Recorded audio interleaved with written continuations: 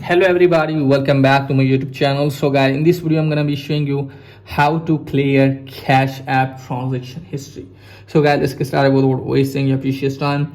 So first of all guys, what you have to do is just simply have to launch the Cash App in your device, and you can easily find here guys, here's the clock icon. So you can see the clock icon at the bottom right corner. Tap on that and you can easily find your transaction history.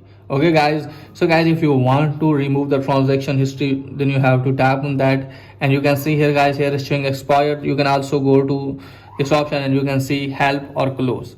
So you don't have the option to remove or clear the transaction history. So guys, you can see the transaction history here, and if you want to remove the transaction history, then it's not possible for you. Okay guys, if you want to remove the transaction history, there is one possible way for you guys. For that, you have to delete your Cash App account permanently. Okay guys, and if you want to remove the transaction history and it's very important for you, then you have to delete your Cash App account. So here is one possible way for you. So that's pretty much for today's video. If there is helpful, please like and subscribe my channel. Thanks for watching.